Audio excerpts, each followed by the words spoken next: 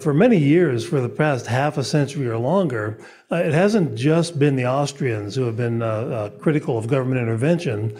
The University of Chicago became famous in the post-war era as the Chicago School, and Milton Friedman himself. Most of you, maybe all of you, have heard of Milton Friedman. The young students in the audience, if you haven't, look him up and find out who Milton Friedman was if you have any interest in economics at all. And he was a big critic and leader of the Chicago School, and they pretty much criticized government intervention of all kinds, all kinds of regulatory policy, monetary policy, as well as the Austrians.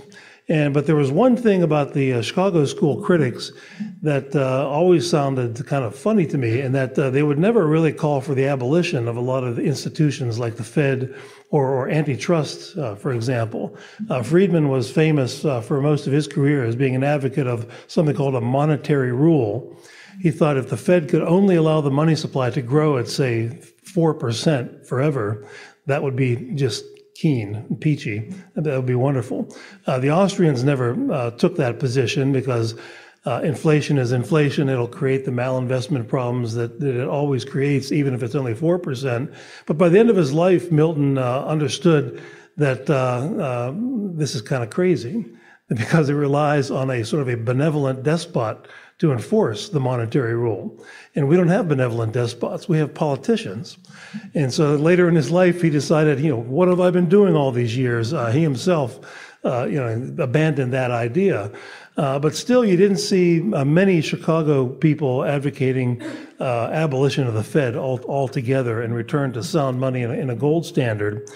So this whole area of banking, money and banking, has been the most immune of all the areas of economics to the critiques by the anti-interventionists, not by the Austrians, but even by the people who are known as being critics of government intervention, like the Chicago School, have really been not nearly as critical as you would think. And so I thought I would put together a little survey of some of the kinds of things that the mainstream says that I think are pretty easy to show are false. And these are things that are taught primarily to college students, but also the general public. And by mainstream, I don't mean just the academic world. I'm going to start talking about the New York Fed, for example. The Fed publishes a lot of things, a lot of publications. A lot of these publications are used in classrooms. A lot of them are the basis for what is written in textbooks about such things as the founding of the Fed. And I have here a Fed publication. It's by the Federal Reserve Bank of New York. It's entitled The Founding of the Fed. And it's sort of, you read this, and I started thinking, where have I heard this story before? And, oh yeah, the Immaculate Conception. That's where I heard about this before. I heard this, that's where I heard this same story. It sounded familiar to me. And so, they start, the Fed wasn't created until 1913, but they start at the very beginning of the founding of the first central bank, which was called the Bank of the United States, 1791. And here's one of the things that the New York Fed said. And even when I was a college student, I can remember being told the New York Fed is the most important of all the Fed banks. And we're supposed to remember that. He said, they're saying this about the first central bank. The bank's charter ran for 20 years, and when it expired, chaos quickly ensued, brought on by the lack of a central regulating mechanism over banking and credit. So while chaos didn't ensue, the War of 1812 ensued, is what ensued. And so what happened was after the War of 1812, the Bank of the United States was resurrected. It went back in business in 1817, and it quickly created the Panic of 1819. That was the title of Murray Rothbard's doctoral dissertation at Columbia, which is also a book, and I think it's online at Mises.org. And so there wasn't a panic, but there was one man who I'm pretty sure was in a panic. And Rothbard explains this. So here's where the real panic was. In his History of Money and Banking in the United States, Rothbard explains the political impetus for bringing back the original central bank, the Bank of the United States. Okay, and here's what he says. The Second Bank of the United States, that's what it was called, the Second Bank of the United States, was pushed through Congress, particularly by Secretary of the Treasury Alexander J. Dallas. a wealthy Philadelphia lawyer and close friend, counsel, and financial associate of Philadelphia merchant and banker Stephen Girard, reputedly one of the two wealthiest men in the country. Girard was the largest stockholder of the first Bank of the United States, and during the War of 1812, Girard became a very heavy investor in the war debt of the federal government. As a way to unload his public debt, Girard began to agitate for a new Bank of the United States that would buy up the debt, and of course it did. So I imagine Girard was in a panic at the end of the War of 1812 when he thought no one would buy all this debt that he had purchased. And so what happened then? Well, here's what Rothbard writes, that the Second Bank of the United States, quote, launched a spectacular inflation of money and credit, and it promptly created the Panic of 1819, the first real depression in American history. For example, for the first time ever, there was large-scale unemployment in cities. Rothbard mentions Philadelphia, where there was employment in manufacturing of handicrafts fell from 9,700 people in 1815 to only 2,100 in 1819. That's quite a drop in employment in, just in a single city. And so even like the first paragraph of this New York Fed publication on the founding of central banking is totally dubious and really false. But here's page 2 of this. They go on, this is a historical chronology. They say America's central banking was carried on. Let me interrupt myself. They go on to talk about the Second Bank of the United States and how Andrew Jackson actually vetoed the rechartering of it in the 1830s. So the Second Bank of the United States went out of business also. So here we are after that, after the 1830s. The New York Fed publication says, America's central banking was then carried on by a myriad of state-chartered banks with no federal regulation. The difficulties brought about by this lack of a central banking authority hurt the stability of the American economy. Banknotes issued by the individual banks varied widely in reliability. Imagine that. To its detriment, the American public had again opposed the idea of a central bank, the stupid American public. And the country's need for such an entity was more apparent than ever before. And I'll think about this. When I've read this, I thought to myself, well, let's change the words here. Instead of bank or central bank, let's put grocery store and see how this sounds. America's grocery store industry was carried on by a myriad of competing grocery stores with no federal regulation. The difficulties brought about by this lack of a central planning authority hurt the stability of the American economy. Grocery stores varied widely in reliability. That's supposed to be a bad thing. To its detriment, the stupid American public had again opposed the idea of a centrally planned grocery industry, and the country's need for such an entity was more apparent than ever before. So competition is to be outlawed in money at all times. We can't allow competition among bankers, of all things. That'd be a disaster. And then they sort of their pain to monopoly continues. And when they sing the praises of Lincoln's National Currency Acts of 1863, which, quote, sought to add clarity and security to the banking system. And so that's why it's like the Immaculate Conception. Every time the government intervenes, it's clarity and security, whereas when there's competition, it's unreliability and chaos and so forth. These banks were now subject to stringent capital requirements and were required to collateralize currency notes with what? With gold? No, with holdings of United States government securities. More oversight and a more robust currency in circulation was the result. A more robust currency in circulation. Yeah, the inflation of the Civil War. That's what more robust currency. But another thing the Fed always does is every time it advocates a new type of intervention, and that intervention creates bad results, the answer is always, well, we don't have enough power. Ben Bernanke is not the first one to say this. That's the problem. There's not enough power in the hands of the Fed.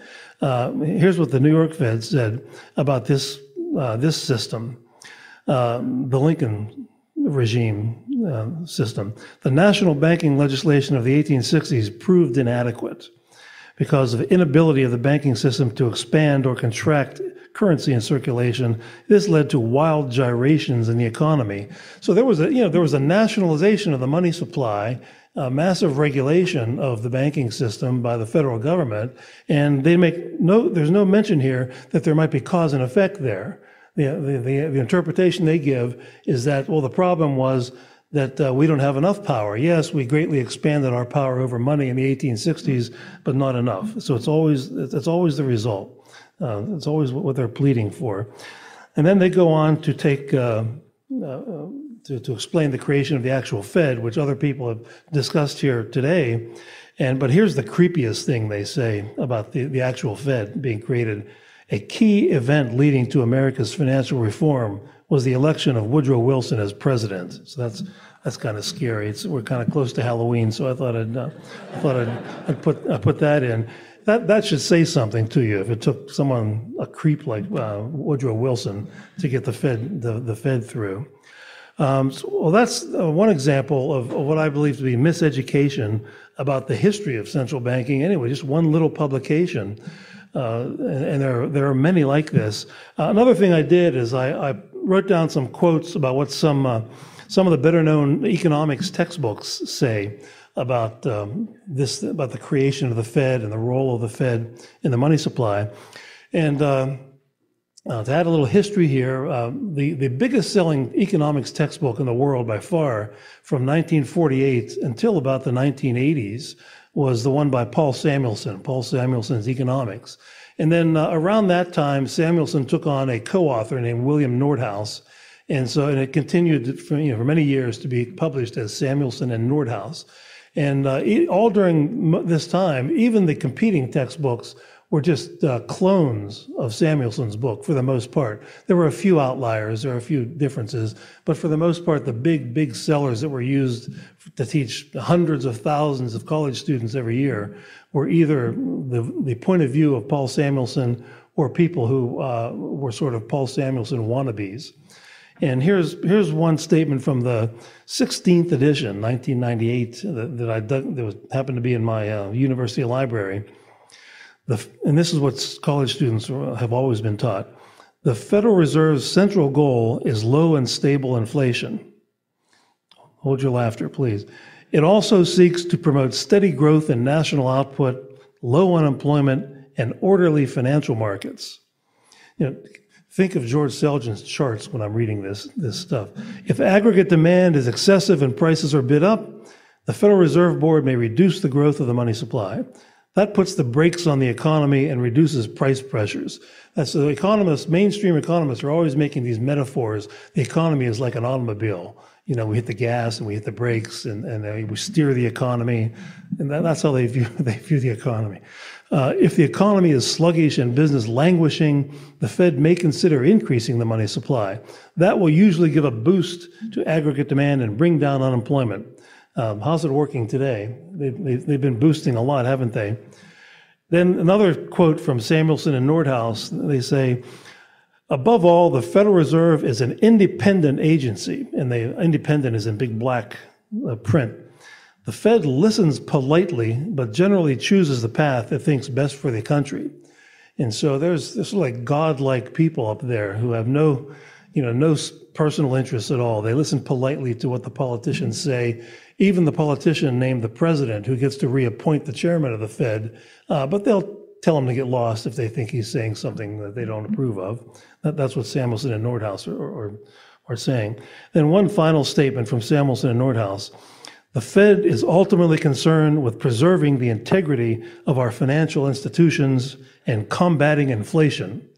Now, think of that chart that George had up here. I think it was George had the chart of inflation from 1787, 8% until 1913, and then the dollar devalued by down to 3 cents of the original value of the dollar from 1913 to today. And so, as far as the integrity of financial institutions, I couldn't help. It reminded me of one of my favorite Fed publications. This one was by the Boston Fed, and this is an example of how the Fed preserves the integrity of our financial institutions. This was a publication that the Boston Fed printed up and sent out en masse to mortgage lenders. Just not necessarily even the ones that were members of the Federal Reserve System, just mortgage lenders, everywhere. And it's called Closing the Gap, a guide to equal opportunity lending, mortgage lending. You see there's a gap between, in lending for houses, between people who can afford a mortgage and people who cannot afford a mortgage. And we need to close that gap, the Boston Fed is saying. That's what, it's online. Go online and just Boston Fed Closing the Gap. You'll find this thing. And the Fed says to all these mortgage lenders, they say these are just suggestions. But then they say failure to comply with the Equal Credit Opportunity Act, or Regulation B, can subject a financial institution to civil liability for actual and punitive damages in individual or class actions. So they say, we're only suggesting this, but it's sort of a gun under the table suggestion, isn't it? They threaten massive class action lawsuits if you don't comply. And so what did Closing the Gap recommend? What are the recommendations? Well, recommendation number one is ignore traditional measures of credit worthiness when it comes to minority and low-income consumers. So, that's where the no-doc loans came from. Don't even give us a pay stub. Two, traditional ratios of mortgage payments to monthly income can also be ignored. Don't worry about it. We need to close the gap. Three, lack of credit history should not be a factor either. Successful participation in credit counseling is an adequate substitute. So if you have bad credit, you go to a Fed-appointed counselor, and that is supposed to be a substitute for a good credit rating, according to the Fed. The fourth word of advice that the Fed gave to mortgage lenders was this: if a subprime borrower has a property appraisal problem, then the Fed or Fannie Mae could help to find another experienced appraiser. So I bought and sold quite a few houses in my time, and if I got an appraiser and I didn't like the number he came up with and found another one, I'm pretty sure I could get in pretty big trouble, maybe even go to jail for something like that, at least be fined. But here's the Fed telling, we'll send you an appraiser to give the right number for the appraisal so that you can get the loan. And this was in the past 10 or 12 years that this was going on. So this was all part of the Fed's policy of what Samuelson and Nordhaus say is preserving the integrity of our financial institutions. Of course, I don't think they did any such thing. All during this time that I mentioned that Paul Samuelson's book was so popular, the second biggest seller during this era of the, maybe not the whole era, maybe pretty much the 60s and 70s, was a textbook, a really bad textbook by Campbell McConnell. And I can remember one of my professors that I went to school at, they call it Virginia Tech now because they have a decent football team, but it was mostly an engineering school when I was there. So it was Virginia Polytechnic Institute when I was there, but now, or VPI, now it's Virginia Tech. But I can remember one of my professors getting this book and throwing it out the window. He threw it out the classroom window again, because it wasn't his book. He walked into the classroom and that book was there, Campbell McConnell. So he just walked over the window, threw it out, bad book. And this is the same guy who used human action as a textbook in the class I was taking. And that's a memorable thing. But anyway, just like Samuelson, this book sold and sold and sold. And McConnell sort of went into semi-retirement and took on a co-author named Stanley Rue, so it's Brew rather. So it's been McConnell and Brew for forever. 14th edition. I'm going to quote the 14th edition. In the early 20th century, Congress decided that centralization and public control were essential for an efficient banking system. Decentralized, unregulated banking had fostered inconvenience and confusion of numerous banknotes being used as currency. No single entity was charged with creating and implementing rationally consistent banking policies. And again, think of that, just change the words grocery to banking. Decentralized, unregulated grocery stores had fostered inconvenience and confusion of numerous grocery stores to choose from. So there's a menu problem. If you have competition, you're going to have competition. You're not going to have a monopoly by definition. So they inform students that this is a bad thing. Having a central planning authority is what we need. Then one other quote that I picked from their book about the Fed: the policies of the central banks follow are designed by the Board of Governors to promote the well-being of the economy as a whole. It is therefore inconsistent with the profit motive. How many of you think the bailout of Goldman Sachs is inconsistent with somebody making profits? Anybody? I don't think too many people would think of that. So that's the kind of stuff college students have been subjected to for many, many years. A third example of how the so-called mainstream miseducating, and I don't mean every single person who considers themselves mainstream and everything, but these are some prominent examples I'm giving here from these textbooks. The Wall Street Journal, that's a pretty, most of my friends call it the War Street Journal or the Regime Street Journal. Wall Street Journal is what most people think of it as. When the real estate bubble burst and we entered this depression that we're in, they featured an article by John Steele Gordon, who's a very well-known business historian, and I've read a lot of his books. I think a lot of them are really good books and on all kind of topics. He's written, he writes a lot of popular writing. I even tried to get his book chosen, one of his books chosen as the one book that all freshmen at my universities read. Universities do this; they pick one book, but the feminists that were on the committee threw a screaming fit, because there weren't enough women in his book on the history of entrepreneurship in there, even though it was actual real history. Today it would be different. I mean, if it was entrepreneurship in America in the post '60s. There would be a lot of women in there, but this was a history book. But anyway, so I kind of like a lot of what Gordon does, but I was kind of taken aback at this. This is one of the first articles that the journal highlighted to explain the causes of the crisis. And here's the cause: John Steele Gordon. He blames the current economic crisis on, quote, the baleful influence of Thomas Jefferson. So it's Thomas Jefferson's fault that we had this crisis. So where is he coming from? He says, well, the purpose of the Fed is, quote, to guard the money supply, regulating the economy thereby. And of course, Jefferson was the opponent of Alexander Hamilton, the father of central banking in America. That's what the Fed itself calls him. The Fed has, not the New York Fed, but the Fed has a publication called A History of Central Banking in America, and they call Hamilton the founding father of central banking in America. And in this publication, they even say he even sounded like a modern day Fed chairman. Hamilton did. And I've read all of Hamilton's famous reports on economics, and I've written a book on Hamilton's Curse, and I would agree with that. It's a lot of what he writes on economics topics is sort of idiotic, impossible to understand, a jumble of sentences that aren't connected. It sounds just like Alan Greenspan. If you read this stuff, I used to tell students that Greenspan reminded me of my old uncle who had dementia before he passed away. I'd go and visit him, and it'd talk, and it sounded just like Alan Greenspan testifying before Congress.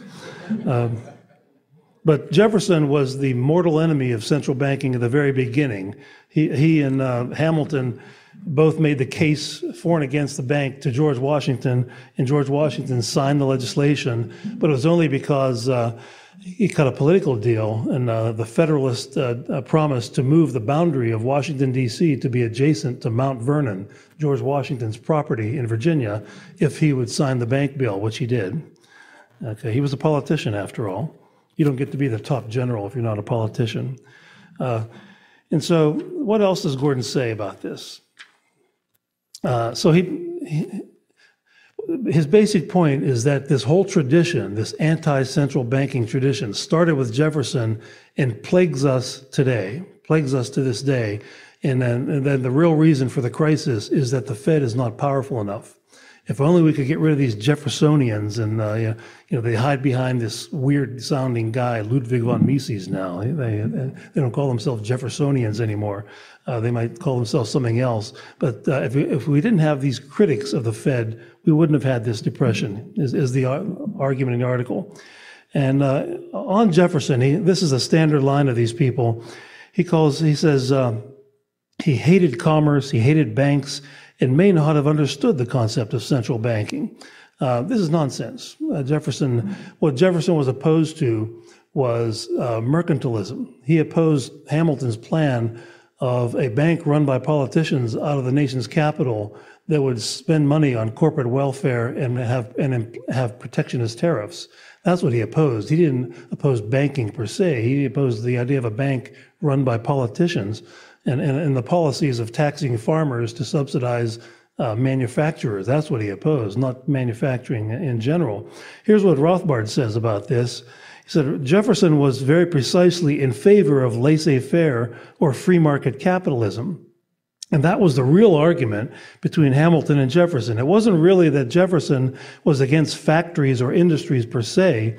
What he was against was coerced development, that is, taxing the farmers through tariffs and subsidies to build up industry artificially, which was essentially the Hamilton program and also the John Steele Gordon program. Jefferson was a very learned person. He read Adam Smith, he read Ricardo. He was very familiar with laissez-faire classical economics, and so his economic program was a very sophisticated application of classical economics to the American scene. The classicists were also against tariffs, subsidies, and coerced economic development. The Jeffersonian wing of the Founding Fathers was essentially free market, laissez-faire capitalists. This was from an essay that Murray Rothbard wrote entitled A Future of Peace and Capitalism, and it's online at Mises.org. And so Gordon gets it exactly wrong. In fact, I was at Monticello just last week. Some friends of mine from the West Coast were here. They'd never been on the East Coast, and I promised them I would take them to Monticello if they ever made it, because they're big Jefferson fans. So we went there, and you walk in the front door of those of you who have been to Monticello, Jefferson's home. The first thing that's there's a bust of Turgot, the French finance minister. And he was a precursor of the Austrian school. His name is on the wall at the Mises Institute, the name of all the famous Austrians. He's one of them. And Jefferson learned a lot. Voltaire and Turgot were right there at the entranceway. And those are the original marble busts of these two men that are there. Hamilton, on the other hand, was an ignoramus on economics. I don't know how he got this reputation. There's Jefferson studying Adam Smith and David Ricardo and Turgot and the French physiocrats. Who did Hamilton study? Well, he basically studied the pamphlets written by publicists for the British mercantilism, basically. And in his reports, his famous report on manufacturers, he said such things as international competition would make prices higher, protectionism would make prices lower. He said he advocated banning all imports altogether of things that we could make here in the United States, so not allowing any competition from any other country for the things that could be made here. If we can't raise coffee here, well, let them import coffee. But if we could make barrels, don't let anybody import barrels or woolen blankets or anything like that. So these are all the arguments of the old 18th century British mercantilists made that were all debunked by Adam Smith in his famous book, The Wealth of Nations. But these were Hamilton's arguments. And so here's the Wall Street Journal in 2008 making the case that the cause of the crisis is not enough power in the hands of the Fed, and it's because of this legacy of Thomas Jefferson and his ignorant anti-banking ideas. But of course, the real ignoramus was Hamilton and people who champion his ideas to this day, like John Steele Gordon. Another one of Gordon's claims, the Civil War ended monetary chaos when Congress passed the National Bank Act. Monetary chaos was ended. Well, I brought a little quote here on that. There's been a lot of scholarship on this. There's just one article here that I'll mention. So, did it end monetary chaos? That's what the Wall Street Journal readers are informed of by John Steele Gordon. I'm going to cite an article these are three well-known monetary economists, Michael Bordeaux, Peter Rappaport, and Anna Schwartz. And Anna Schwartz was Milton Friedman's co-author in their famous Monetary History of the United States. An article that was published in 1992 of theirs about this period, the post-Civil War era, the National Banking Acts that John Steele Gordon claims ended monetary chaos.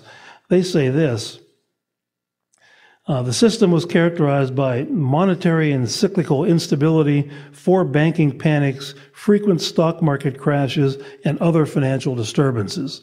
So that's not very stable. Doesn't sound very stable to me, really. He concludes by saying that what we need is, let's see, here it is. What we need is nationalize the financial markets by assuming stock ownership. The government should assume stock ownership in banks and appoint the U.S. Treasury Secretary as essentially a financial dictator. This, he says, will take the politics out of banking. Politics out of banking. I don't know how he gets that. You know, have a political dictator, and that reminds me of. I didn't tell you all of my quotes from academics, but here's. I saved this for the end here because it was related. Here's another textbook that said something like this by Jeffrey Sachs and a co-author, Philippe Lenane, I think is his last name, Macroeconomics in the Global Economy. And Jeffrey Sachs is pretty popular. The World Bank sent him all over Eastern and Central Europe to make sure they didn't move too far in the direction of free markets after the collapse of communism. And so he became quite the celebrity. But they say this in their book on macroeconomics. In the United States, the Federal Reserve is independent from the rest of the public sector. Okay. Then the next sentence says, the Fed chairman is appointed by the president. So how can you be independent of the public sector if the chairman is appointed by the president? And then the final quote, I saved this the best for last. This is a textbook entitled Macroeconomics by Andrew Abel and Ben Bernanke. And they say, one of Congress's primary motives in establishing the Fed was the hope that a central bank would help eliminate the severe financial crises that had periodically afflicted the United States before World War I. Okay, well, that could be true. They hoped it would eliminate these crises. And then the second sentence, I think, is really funny. Yeah, I mean, maybe you have to be an economist like me to think this is funny. The next sentence is, ironically, the most severe financial crisis in U.S. history occurred in 1930, barely a decade and a half after the creation of the Fed. So you have these, how ironic can you be? So you have these two brilliant MIT-trained PhD economists who don't seem to see any potential for a connection between the creation of the Fed and the panic that came just a few years later. And they're supposed to be experts in econometrics too, you know, statistical investigation of cause and effect and all that sort of thing. And but anyway, so I thought that was kind of funny. They thought it was ironic that the Fed created a crisis, just like the Bank of the United States created the Panic of 1819. There's a whole history of that. And they just don't know history. If you don't play in the same sandbox that people like George Selgin and I play in, you don't know that, like a lot of the economists that you hear about that teach at the universities, they really don't know anything about this kind of history. They go to graduate school and are taught a lot of technical stuff, and they read journal articles, mostly very recent journal articles, and very, very few of them do things like Murray Rothbard did, write books on the monetary history of the United States. They only know the latest, couple of years worth of journal articles and things. And so they might be totally in the dark. Even a guy like Ben Bernanke might be totally in the dark about some of this easy to read history there. And it sure sounds like it if you read some of the textbooks. Let's see, how's the time going here? One other thing I'd mention, all this talk about the independent Fed, I've mentioned a few of these quotes about the Fed is supposedly independent, and if it's not, it should be. Well, that is not really true. Another group of dissidents within the economics profession were some of my professors at VPI, James Buchanan and Gordon Tullock. They were the founders of what's called the Public Choice School of Economics. It's basically the economic analysis of political decision making. And some of this research spilled out into monetary economics over the past 20, 25 years, when some of the people in this field started writing articles in the academic journals about the influence of politics on the Fed. Previously this was unthinkable. That the Fed is independent. You can't have politics in government when it comes to the money supply. But just to give you an idea of what some of these people have said, there's one person who wasn't really a big shot in public choice, but he was really an excellent economist, the late Robert Weintraub. And one of his publications, he wrote how the Federal Reserve fundamentally shifted its monetary policy course in 1953, 1961, 1969, 1974, and 1977. This is one of the first articles of this type that I know of, looking at sort of the political influence of the Fed.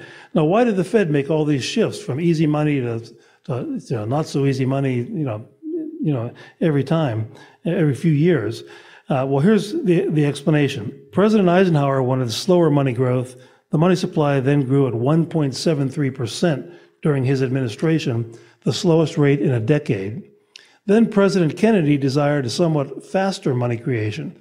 From January 61 to November 63, the money supply grew by 2.31%.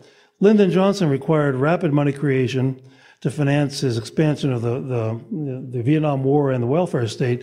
Money supply growth more than doubled. These varying rates of monetary growth all occurred under the same Fed chairman, William McChesney Martin. And the story that is told here is that if you want to keep your job and be reappointed as Fed chairman, you do what the boss wants. And the boss will let you know what he wants, the president. He'll make speeches. He'll have his people, his appointees, go out and make speeches about whether the money is growing too fast or too slow. And you keep your ears open and you do what the boss wants if you want to be reappointed. And that's basically the story. He goes on to say that Arthur Burns, who was the successor, was such a staunch supporter of Nixon that even though his staff informed him in the fall of 1972 that the money supply was forecast to grow by a robust 10.5% in the third quarter, Burns advocated even faster growth. The growth rate in the money supply in 1972 was the fastest for any 1 year since the end of World War II. And of course, it helped Nixon get reelected. And then, of course, when Jerry Ford came in, he had his Whip Inflation Now program. People were wearing these buttons that said "Win." That should make Jerry Ford go down as the dumbest president in American history, I think. Just that button. But that was the consequence of Nixon's reelection campaign. And this, in the literature of economics, this is called the political business cycle. And most of the mainstream economists don't pay much attention to this. They poo-poo it. They say it hasn't been really proven. The government doesn't have the ability to perfectly centrally plan the economy to the extent that they can create zero unemployment a month before the election takes place and then, like that. But they try their best. They do try their best to inflate before the election, and it creates all kinds of economic problems for the rest of us. And so all this, this rarely makes it into the textbooks. Some of them have it. Some of them do have it. But those statements I read to you earlier make no hint of that. So you could very easily get through a class in macroeconomics at a university or monetary theory and not have any knowledge of this. One of my students came into my American economic history class, undergraduate student. He was an economics major, and he had already taken a class in intermediate macroeconomic theory, which is really the heavy-duty intermediate level course that all majors take, and a course on monetary theory. And he comes into my class and he said, I had no idea there were criticisms of the Fed. He said, I'd never heard this. He had all these classes and he was fascinated that there were actual criticisms of the Fed because he had never been alerted to any of them by his two other professors who taught these two whole courses in money and macro. And so the man says, I have 5 minutes. And so what I'm going to do to close here is I don't want you to be too disappointed that Lew Rockwell had to cancel. And it's too bad. And so I'm going to read you a few quotes from Lew on this topic of the Fed and how the mainstream miseducates. And what I have to say here is not so much miseducation per se, but they leave a lot out. From the very beginning, central banks have had as one of their primary purposes the financing of war. And you will rarely read anything at all about that, about the role of the central banks financing war in the mainstream theory textbooks. You'll read about it at the Mises Institute and things like that, but you pick up one of these macroeconomics or monetary theory books, and very little is mentioned about that. But Lou has written about it very eloquently. And of course, the United States probably could not have gotten into World War I had we not had the Fed. And the income tax was created in the same year, by the way, in 1913. And here's what Lou says about it. He says, when they were making the case for the Fed, no one pointed out, this is a quote, no one pointed out that this institution would permit Americans to fund, without taxes, the destruction of cities abroad and overthrow of governments at will. No one said that the central bank would make it possible for the U.S. to be at large-scale war in one of every 4 years for a century. It was never pointed out that this institution would make it possible for the U.S. government to establish a global empire that would make imperial Rome and Britain look benign by comparison. That was never mentioned. It was always the chaos of competitive currency that was the problem. The Fed is the institution that has been required to enter and fund all these wars. World War I, all the major belligerents used central banking for World War I. It wasn't only just the Fed; it was the Germans and it was the Russians. The Russians had their central bank. They all abandoned, walked away from gold and adopted fiat money and in a centralized banking. And Ludwig von Mises wrote this in 1919. He said, "One can say without exaggeration that inflation is an indispensable means of militarism. Without it, the repercussions of war on welfare become obvious much more quickly and penetratingly. War weariness would set in much earlier." And of course, that's certainly true. If the government has to tell us today, now, okay, if we want to maintain these wars in Iraq, I'm getting ahead of myself. I'm reading too many. I'm reading the Weekly Standard too much. In Iraq, all the hopeful thinking in the Weekly Standard. Iraq and Afghanistan. Well, given the cost of these wars, every working American will be assessed a new tax of $20,000 this year. I bet there'd be an anti-war movement in America over that. But if Ben Bernanke can just push a button and print all that money and let the consequences befall us next year, the year after, and so forth, and then blame it all on capitalism, well, that's a good scheme, isn't it? And so this is what happened. And the Russians, the Germans, by 1923, the mark had fallen to 1/1,000,000th of its 1914 value. That's what they did with the hyperinflation to finance their participation in the war. In Russia, they had the state bank of the Russian Empire. It was the Russian version of the Fed, and it did the same thing. It created tremendous inflation. So what Lou concludes in her article is that one of the things that's sort of overlooked here is that central banking gave birth to, I'll quote him, to the most evil political trends in the history of the world: communism, socialism, fascism, Nazism, and the despotism of economic planning in the capitalist West.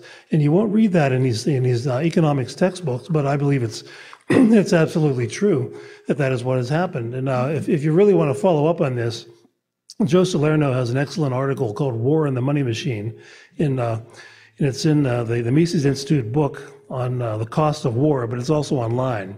So if you just go online and type in Joseph P. Salerno and "War and the Money Machine," it's a great exposition of war and inflation. And so I think my time is about up. Thank you all for supporting the Mises Institute. Remember, we won't allow you to exit this room unless you do sign up so that we can give you one of those books on the presidency, and I will sign them if you ask me to. Thank you very much.